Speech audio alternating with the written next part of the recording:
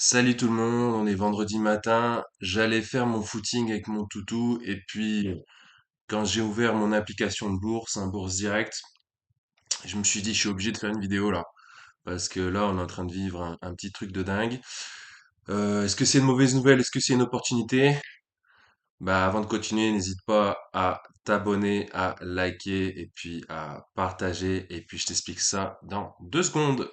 Et bien sûr, je vais te parler de la valeur Capgemini, valeur du CAC 40, axée sur l'informatique et notamment l'IA, l'intelligence artificielle ou AI, comme disent les anglo-saxons. Elle a pris un peu le train de l'IA, hein, comme tu peux le voir sur l'écran. Et ben voilà, aux alentours de octobre, elle était aux alentours de 160 euros. Et puis, elle est montée progressivement, et des petites corrections bien sûr, pour que ça reste sain, jusqu'à 225 euros. Donc, ce qui fait une hausse de voilà, je te mens pas, 40%. 40% et maintenant elle est en train de corriger depuis son all-time high, donc son plus haut historique à 225, elle est en train de corriger de quasi 17%. Voilà pourquoi la question qui se pose c'est est-ce que c'est une mauvaise nouvelle ou une opportunité d'investissement? Moi, j'ai envie de dire que c'est une opportunité d'investissement parce que l'IA, ça a commencé, on va dire, vraiment avec intelligence artificielle générative. C'est ça qui fait la différence. C'est surtout le terme génératif, c'est-à-dire qu'elle génère des choses à notre place. Ça a débuté plutôt au début 2023 avec notamment les Américains et les Chinois qui sont à fond dessus et l'Europe qui régule cela. Donc vous allez me dire pourquoi Capgemini baisse autant? Bah, d'abord la saisonnalité, nous sommes en mai, donc le fameux Sell in May and Go Away. Donc les gens ont pour habitude d'acheter à fond en hiver et de vendre pas mal en été pour revenir aux alentours d'Halloween pour réinvestir sur les marchés boursiers. Donc ça, c'est une chose, on va dire, plutôt générale. Et la deuxième chose, c'est Salesforce. Donc Salesforce, c'est une entreprise américaine qui est sûrement dans l'informatique et l'IA, dans le même secteur, on va dire, que Capgemini, et qui a hier présenté des publications, des résultats trimestriels décevants. Et UBS, je crois que c'est UBS, un analyste, hein. Faut pas trop leur faire confiance, mais bon, voilà. Le problème, c'est qu'ils sont très médiatisés, ils ont de l'influence, donc eux, ils ont dit, donc faut en tenir compte.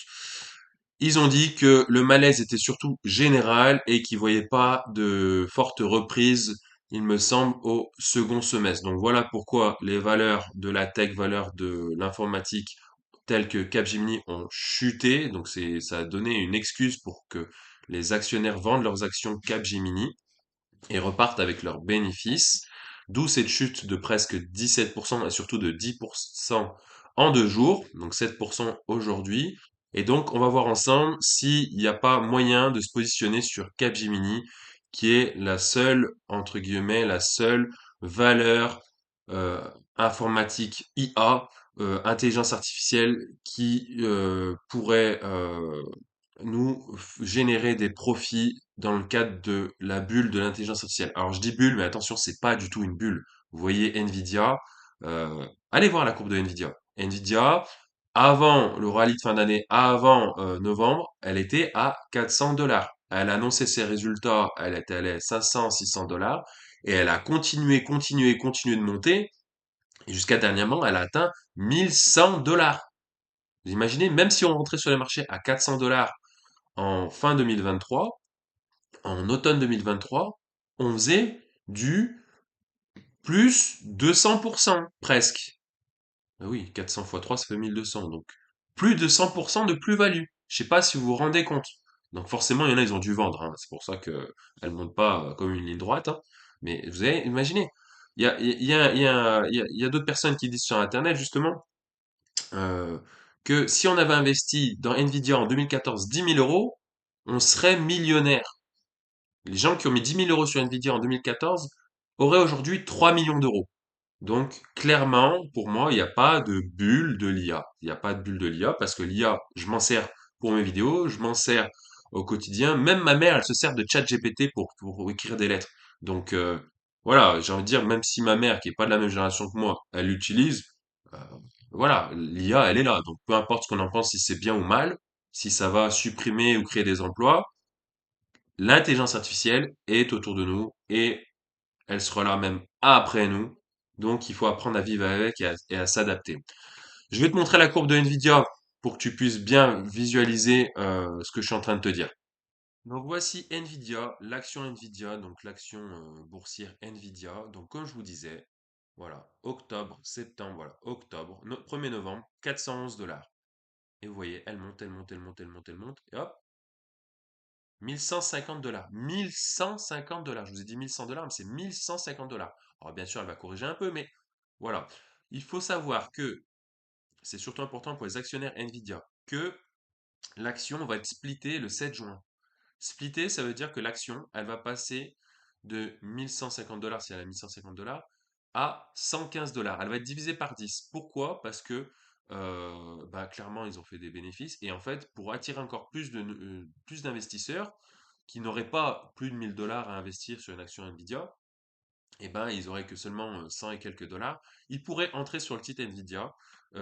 Et donc, ça permettrait de générer de capter plus de capital, plus de fonds pour pouvoir se développer chez Nvidia. Autre chose que je vais te montrer, donc du coup Capgemini, hein, on va l'étudier ensemble. Hop, Capgemini, donc voilà, je vous disais donc plus 40% en ces 6 derniers mois et moins 17% sur les 2 derniers mois. Comment ça s'appelle? Pour Realtime, le logiciel que j'utilise me met des supports automatiques que j'utilise pas toujours. Donc, bon, la résistance historique à 225, tout le monde la connaît. L'autre résistante, la résistance, pardon, ils la mettent aux alentours de 207 euros. Et le support qu'ils mettent, c'est ici à 158,40 euros et un support majeur aux alentours de 150 euros. Je ne pense pas qu'elle redescende jusqu'à 150 euros. 158 euros, j'y crois moyen. Moi, je viserais plutôt celle-là. Voilà, 179 euros, donc 180 euros. Donc, je pense que pour Capgemini, il serait intéressant pour ceux qui le souhaitent de se positionner avec un ordre d'achat à 180 euros. Avec du coup, si on fait cela, on mesure du coup la hausse potentielle. Donc on va faire comme ça, hein, et la hausse potentielle. Voilà, donc jusqu'à la première résistance, comme vous pouvez le voir, on peut prendre 15% sur la valeur. Moi, je pense sans problème. Vu que je vous dis, on est au début on est vraiment au début de l'ère de l'IA, hein, et c'est pas encore trop tard pour investir sur l'IA et l'informatique. Mince. Et là, si on monte jusqu'au all-time high, 24%. Moi, clairement, ça me fait cogiter.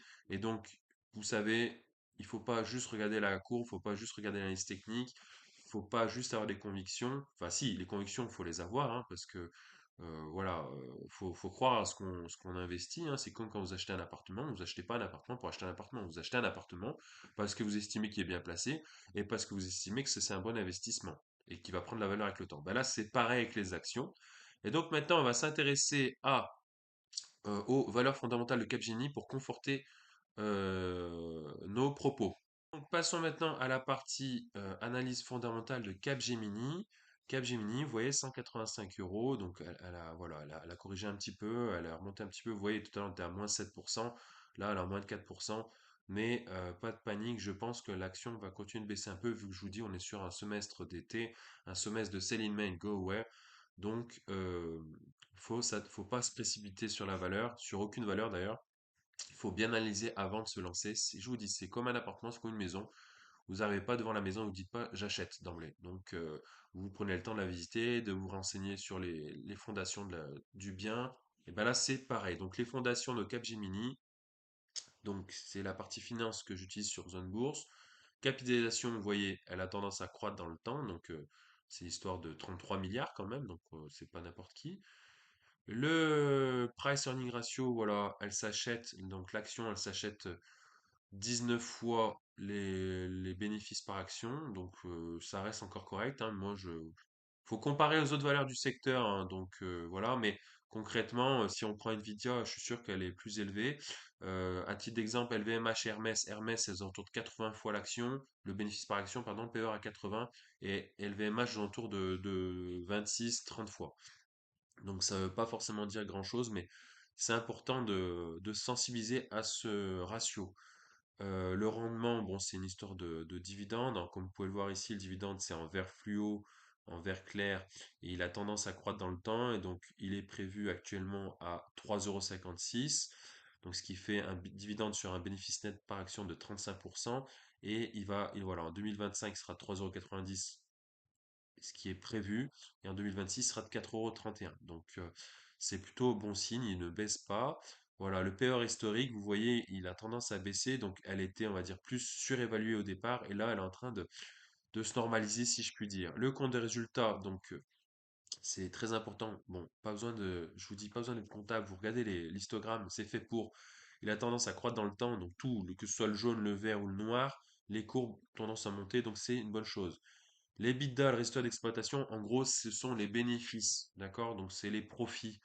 Les profits, pour faire très simple, vous voyez, de 2 milliards 991 millions en 2023, 3 milliards en 2024, 3,3 milliards en 2025, 3,7 milliards prévus en 2026. Moi, ça me plaît beaucoup. Ensuite, Capgemini, voilà, la notation de zone bourse, qu'est-ce qu'il propose? Bon, ESG, c'est pour l'histoire de l'écologie environnement, je m'en fiche un peu, moi, perso, je veux savoir si ça va me rapporter de l'oseille ou pas, si ça va se casser la gueule ou pas, s'il y a des fondamentaux solides. Donc les fondamentaux sont plutôt bons, voilà, 54% de ce qu'ils disent. La visibilité, elle est excellente, je vous disais, c'est une valeur de CAC 40, tout le monde en parle. Le consensus, bah, il n'y est pas forcément, c'est sûr qu'il n'y a pas un consensus comme Air Liquide, ou je sais pas, ou AXA par exemple. La valorisation, bah, elle est plutôt, voilà, elle est correcte, hein. Donc voilà. Et le momentum, il y est pas, bah, c'est normal, ça se casse la gueule. Et que disent les analystes? Alors je vous dis encore une fois, il faut pas se fier aux analystes, mais les analystes, ils disent tous vendre, mais bien sûr, vous n'allez pas forcément acheter à ce moment-là. Les analystes, il faut se fier, on va dire, surtout à leurs recommandations d'achat ou pas d'achat, ou de vente ou de conservation, mais leurs objectifs cibles, il est complètement obsolète à chaque fois. Par exemple, la valeur, elle atteint 200, ils sont en retard, ils vont dire, ah bon, bah finalement, on va viser 210. Ouais, mais ça, il n'y a pas besoin d'être analyste, pas besoin d'être payé pour. Même ma voisine, si je lui dis que voilà, une valeur est en train de monter, elle va dire, ah bah, faut viser plus haut. Oui, bah voilà. Donc là, objectif, ils mettent à titre informatif 241 euros. Donc voilà, le all-time high 225. Donc c'est plutôt rassurant de voir qu'il y aurait potentiellement encore de la marge entre 225 et 241. La situation bilancielle, donc c'est l'état de la santé de l'entreprise, notamment si elle est endettée, et vous voyez, elle est de moins en moins endettée. La barre bleue, elle est en train de diminuer. Donc ça aussi, c'est un bon point positif. Voilà, et si on compare avec les autres secteurs, les autres actions, bon, Accenture, c'est américain. Voilà, c'est vrai que dès que Accenture publie un truc, Capgemini va dépendre des résultats d'Accenture. C'est comme LVMH, Hermès et Kering. Quand l'une publie de mauvais résultats, les autres, elles chutent un peu avec, voilà, elles ramassent un peu également. Donc là, c'est pareil. En conclusion, Capgemini, très belle valeur, qui investit donc qui concerne l'informatique et l'IA, IA, l'intelligence artificielle ou Artificial Intelligence, AI, donc comme ChatGPT, OpenAI, Nvidia, Microsoft, Google, Apple, Amazon, bref, ils sont tous lancés dans l'IA, même Tesla. Donc je vous dis, c'est pas du tout une bulle. Si les gens ils investissent des milliards dans l'IA, c'est pas pour rien. Et puis je vous dis, je m'en sers au quotidien. Même ma mère, elle s'en sert au quotidien avec ChatGPT pour écrire des textes. Donc voilà. Donc conclusion, Capgemini, très belle valeur. Sinon, on ne serait pas dans le CAC 40, hein, faut dire ce qui est. Elle va baisser. Je pense qu'il faut se positionner à l'achat. Enfin, bien sûr, faut regarder. Voilà, faut continuer de surveiller. Je pense que un bon point d'entrée, c'est 180 euros. Premier objectif, 225 euros, donc le all-time high, clairement. Il n'y a pas besoin de chercher en dessous. Il faut aller jusqu'au 225. Et vous voyez, les analystes, ils disent plutôt le consensus 241 euros. Donc 180 à déjà 200 euros, ça fait presque 10% de plus-value. Jusqu'à 225, ça fait, je sais pas, peut-être 20% de plus-value. Et jusqu'à 240, ça fait 30% de plus-value, grosso modo. Je te souhaite une excellente journée. N'hésite pas à t'abonner en bas à droite, à liker, à partager, à regarder mes autres vidéos parce que je me casse la tête. Comme tu vois, j'ai pas été faire mon footing, j'ai été faire cette vidéo vite fait, voilà, au pied levé parce que j'estime que c'est hyper important de vous informer sur la bourse et sur les nouveautés et sur les opportunités. Et puis je te dis à bientôt pour de nouvelles aventures. Ciao, ciao.